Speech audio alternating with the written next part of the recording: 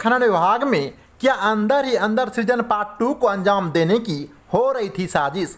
Mining चालान के बिना आखिर भागलपुर से 270 रैक पत्थर को बिचौलियों ने कैसे कर दिया पार्सल।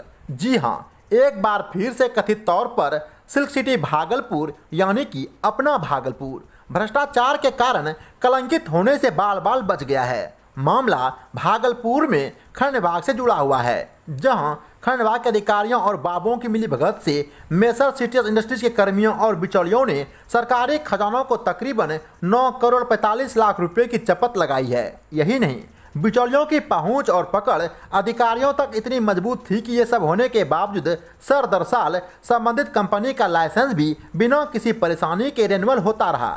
जानकारी के अनुसार भागलपुर में कहीं भी पत्थर वाली जमीन नहीं है। बावजूद इसके पीरपैंती रेलवे स्टेशन से रेल के माध्यम से 270 रैक पत्थर के अवैध रूप से आपूर्ति प्रदेश के बाहर की गई।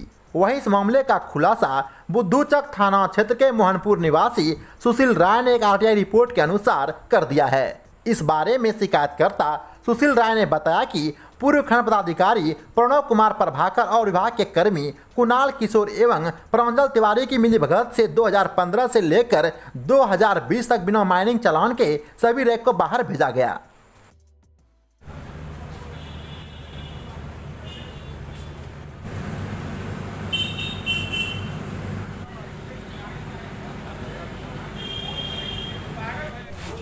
मजाक बना के रखा, 2 घंटा से इंतजार करा रहा है, सब खेल कर रहे हैं लोग। अंदर बैठा हुआ, उसके बाद मानिया ना काम करने दीजिए ना।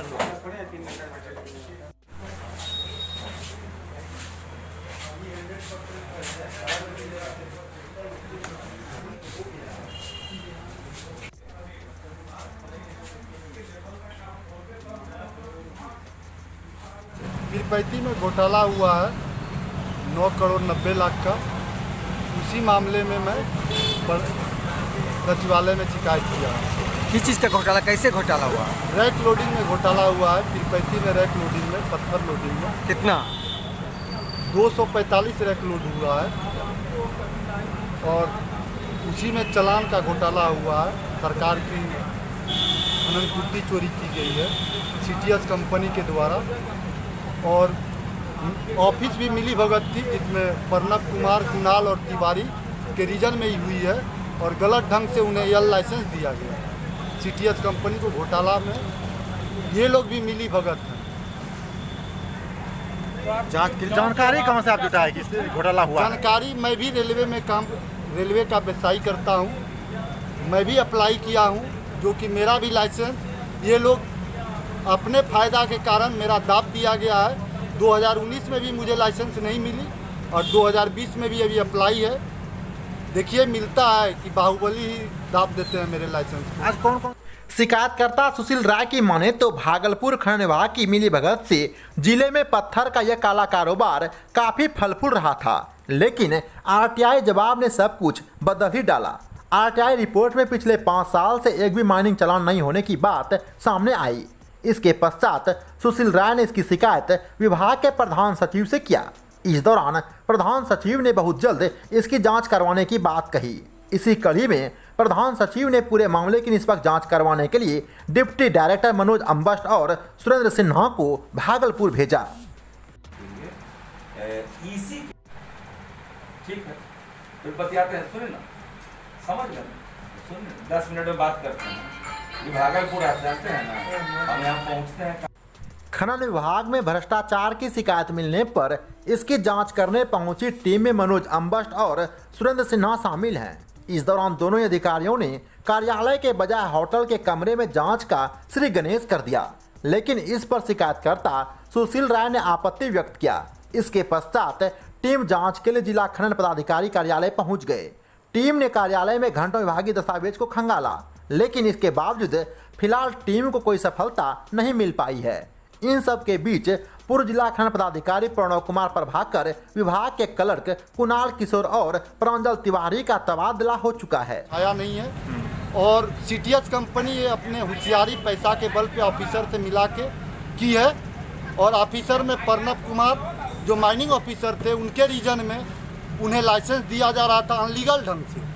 जो कि इतना घोटाला करने के बाद भी उस कंपनी को अनलीगल ढंग से लाइसेंस दी जाती है। अगर पटना जो टीम आई ये भी पता चला था कि कहीं होटल में जांच चल रही है, इसमें आप क्या नहीं, मैं मैडम को एप्लीकेशन दिया था कि होटल में जांच चल रही है, तो वहाँ से हमें आश्वासन मिला कि जांच ये ऑफिस में बहुत ज़्यादा मीडिया और प्रेस वाले आते हैं और ये शांति से जांच करने की विषय है, जो कि हम होटल में इसके लिए जांच कर रहे हैं, तो हमसे उससे कोई इतराज़ नहीं है। जब मुझे आश्वासन मिल गया तो हमें कोई इतराज़ नहीं है, ये होटल में जांच करे या पटना में जांच करे, मैं ये जान रहा हूँ कि हमें इंसाफ मिलेगा और इन लोगों पे हमें पूरा विश्वास है। ऐसा तो नहीं मामले को लिपापत्ती के ढंग से निकालने का प्रयास कर रहा था, मीडिया को जानकारी मिलने के बाद मेरे पास इतना साक्ष्य है कि मेरा मामला को कोई लिपापोती नहीं कर सकता है। मीडिया से भय क्यों?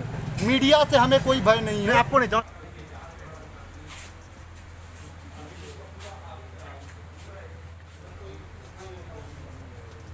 बोल के गया और तुरंत हम समझ जाए बात को, वो तो उनका स्टेटमेंट है, उनका साक्ष्य है, फिर मेरा कार्यालय के पेपर का साक्ष्य है। सबको मिलान करेंगे तभी ना समझेंगे कौन सही है क्या गलत है। प्रारंभ इतने बड़े घोटालों की जांच करने भागलपुर पहुंची जांच टीम को मीडियाकर्मियों से कैसा भय? टीम लीडर मनोज अम्बस्ट ने मीडियाकर्मियों को घोटाले के बजाय अन्य खबरों पर ध्यान केंद्रित करने की दे दी नसीहत। जी हां, जांच करने भागलपुर पहुंचे जांच टीम में शामिल मनोज अम्बस्ट और सुरेंद्र सिन्हा खंड कार्यालय में घंटों विभाग के कागजातों को खंगालते हुए दिखे, जबकि इस घोटाले में शामिल कंपनी के कई कर्मी और बिचौलिए कार्यालय के बाहर मुस्तैदी से डटे हुए थे। लेकिन इतने बड़े घोटालों पर पत्रकार भी हर घटनाक्रम पर ध्यान केंद्रित किए हुए था। इसी कड़ी में शिकायतकर्ता सुशील राय भी जांच टीम के समक्ष कार्यालय के अंदर दाखिल हो गए। शिकायतकर्ता से साक्ष्य लेने के नाम पर उन्हें तकरीबन 3 घंटा तक अंदर रखा गया। इसके पश्चात पत्रकारों को अंदर आने की अनुमति जांच टीम ने बिल्कुल नहीं दिया।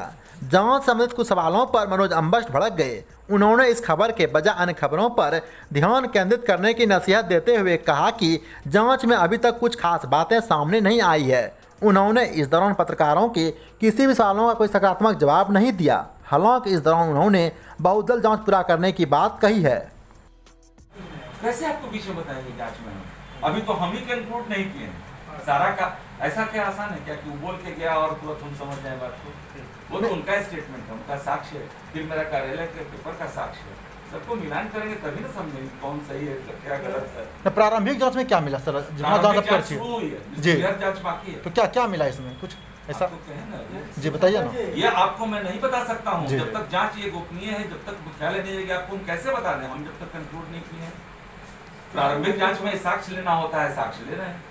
शिकायतकर्ता ने जो आपके पास जो प्रमाण दिया है, जितना दिया आपको, उस आधार पर क्या लग रहा है आपको? वही बात आपको बोल रहे हैं, उनसे मैंने सुना है। हमारे पास जो कागजात है उसका अभिलेख से जब तक मिलान नहीं करेंगे तब तक हम कैसे कुछ कहेंगे। और हम तो यहाँ उसका स्टेटमेंट ले रहे हैं, आप लोग कह रहे हैं तुरंत बताइए निकलते के साथ। कैसे बता दें? जाने के बाद तो कागज में नहीं समेटे, अपने अभिलेख को रखे हुए देखेंगे नहीं तो कैसे बताएंगे? जो भी होगा साक्ष्य आधारित होगा, वही रिपोर्ट होगा ना सरकार को। बिना सब चलान का 270 रैक से माल जाता है, तो उस बिंदु अंदेशा के आधार पर कुछ तो बता सकते हैं ना, किसका लग रहा है? आप भी अनुभवी हैं, आप भी अनुभवी हैं। अंदेशा के आधार पर पदाधिकारी नहीं बोलता जी, पदाधिकारी जो बोलता है वो पद से बोलता है, व्यक्ति नहीं बोलता। वहीं घोटाले से संबंधित कागजात जमा करने गए शिकायतकर्ता सुशील राय ने जांच टीम में शामिल मनोज अम्बस्ट पर दबाव देने का आरोप लगाया है। उन्होंने कहा कि पर्याप्त साक्ष्य जांच टीम के समक्ष उन्होंने प्रस्तुत कर दिया है। इसके बावजूद टीम में शामिल मनोज अम्बस्ट ने दोषियों की भांति उनके साथ बर्ताव किया है। सुशील राय की माने तो वह जांच के दौरान टीम की सारी गतिविधियों से विभाग के प्रधान सचिव को अवगत भी करा रहे थे।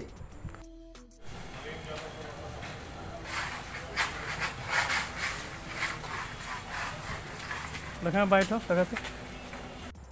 वहीं दूसरी ओर खनन विभाग में भ्रष्टाचार की कहानी यहीं नहीं थमी है। इसी कड़ी में भागलपुर के एक अन्य शिकायतकर्ता सोनू कुमार सिंह ने कहा कि पूर्व जिला खनन पदाधिकारी प्रणव प्रभाकर, कुणाल किशोर और प्रांजल तिवारी सरकारी मुलाजिम जरूर हैं, लेकिन वह सीटीएस इंडस्ट्रीज के लिए काम करता है। उन्होंने कहा कि पूर्व डीएम ने अपने एक रिपोर्ट में आंध्री नदी में बालू नहीं होने का दावा किया था, बावजूद इसके बंदोबस्ती की प्रक्रिया कैसे पूरी की गई। इसमें भी कुणाल और प्रांजल तिवारी की भूमिका को शिकायतकर्ता ने संदिग्ध बताया है। शिकायतकर्ता की माने तो इस तरह के कार्यों में पूर्व खनन पदाधिकारी प्रणव कुमार प्रभाकर, कुणाल किशोर और प्रंजल तिवारी को मोटी रकम मिलती थी।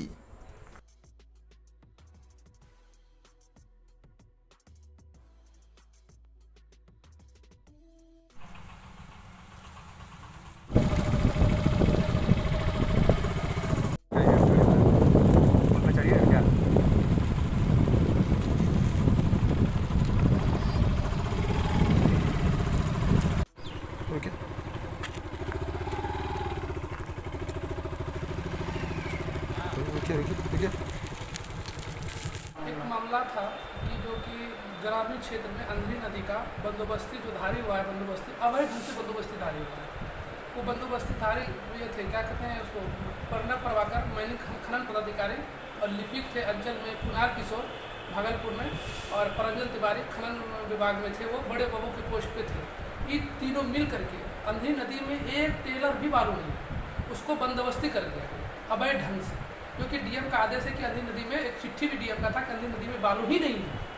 उसके बावजूद भी खनन पदाधिकारी कुणाल किशोर अपने छोटे भाई के चचेरे छोटे भाई के नाम पर वो उसके नाम से ये अंधेरी नदी का बंदोबस्ती कराया गया। इसीलिए कराया गया कि बगल में बका क्षेत्र पड़ता है, बका क्षेत्र में बहुत बालू है, कि अगर सरकार अगर उस प्रतिबंध क्षेत्र में बका वाले को अगर टेंडर किया जाए वो कम से कम 16 करोड़ में होगा, तो उसके वजह से उसके आड़ में ये बंदोबस्ती ले करके अंधेरी नदी का, और वहाँ से बालू उठाएगा और ये बालू को मार्केट में बेचेगा। अवैध ढंग से बंदोबस्ती किया गया, जिसमें कि अभी नए माइनिंग प्लान बना था, नए चलान आया, उसका नया आईडी पासवर्ड आया।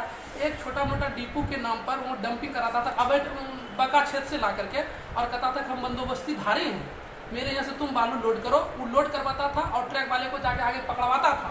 पकड़ने के क्रम में था तिवारी था और कुणाल था, प्रंजल तिवारी, वो लोग गाड़ी लोड भी करवाता था। प्रंजल तिवारी और कुणाल किशोर पहले कौन है बताइए?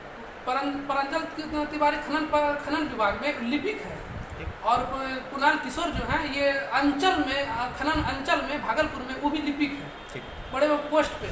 तो वो अपने छोटे भाई के नाम पे ये करवाया, इसीलिए करवाया कि उसमें एक टेलर भी बालू नहीं है, और एक टेलर बालू नहीं, डीएम का चिट्ठी भी है हमारे पास।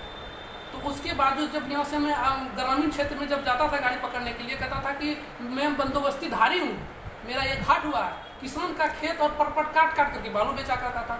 जब बहुत किसान लोग आवेदन जब दिए, हर जगह दिए, कोई कार्रवाई नहीं हो रही थी, तो किसान लोग बोला कि जब यहाँ से मुख्यमंत्री तक बोल रहा खरीद लिए, डीआईजी भी मेरा अपना है, तुमको जहाँ जाना है तुम जाओ, कहीं कोई दिक्कत नहीं है। तो डीआईजी महोदय भी हम पैसा नहीं लेते, हमको जहाँ तक पता था, तो डीआईजी महोदय को बदनाम किया जा रहा था। इसके वजह से मैंने ये आवेदन को आगे फॉरवर्ड किया खनन में प्रधान सचिव से, मौजूदा डीआईजी सुजीत कुमार को। क्या? हाँ, सुजीत कुमार बोला कि वहाँ तक मेरा ये पकड़ है, तुमको जहाँ आवेदन देना है देखो। आगे क्या ये दोनों क्या करता था? और आगे कुणाल और प्रंजल वो गाड़ी पकड़ता था कहाँ पर? यहाँ पे बाईपास से लेकर के कजली तक रात में पेट्रोलिंग करता था, अवैध डंपिंग करवाता, लोडिंग करवाता था, रात में 3 गाड़ी से पेट्रोलिंग करता था, ताकि कोई बढ़िया पदाधिकारी ना आगे छापा मारे। इसके साथ ही भ्रष्टाचार का उद्भेदन करने के पश्चात शिकायतकर्ता सुशील राय और सोनू सिंह ने अपनी जान को खतरा बताया है। उन्होंने कहा कि इस घटना में शामिल कुछ बिचौलियों के द्वारा उन्हें लगातार जान से मारने की धमकी मिल रही है। उन्होंने कहा कि वह अपने आप को फिलहाल असुरक्षित महसूस कर रहा है। हालांकि शिकायतकर्ता ने इस बाबत न्यायालय में कुणाल किशोर और अन्य लोगों के विरुद्ध जान से मारने की धमकी देने का सनहा दर्ज करवा दिया है।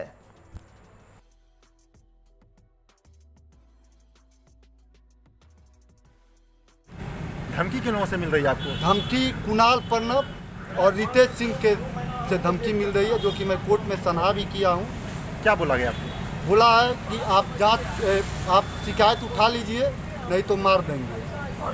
आपको पैसे दिया भी जा रहा था? हाँ, पैसा भी देने का ऑफर आ रहा था, लेकिन मैं बोला पैसा से नहीं, हमें इंसाफ चाहिए। हम किसी जो रिपोर्ट दिए हैं जांच में, वो जांच करवाएंगे। इन सब बातों को आपने जांच टीम के समक्ष रखा क्या? हाँ, जांच टीम के समक्ष सब रखा हूँ। मैं ऑफिस पटना को मैं सनहा भी फॉरवर्ड कर दिया हूँ, जो कोर्ट में सनहा दिया हूँ। क्या बोला गया जांच टीम के द्वारा? जांच टीम जांच कर रही है, 1-2 दिन का ये मैटर नहीं है। जांच क्लियर होने में 8 दिन भी लग सकता है। कौन कौन लोग इसमें और शामिल हो सकता है? इसमें ज़्यादातर कहिए तो ऑफिस और सीटीएस मिली हुई है, जिसमें ऑफिस से प्रणव कुमार और कुणाल और तिवारी मिला हुआ है। आपने कुछ सफेद पत्तों की बात कही। हाँ।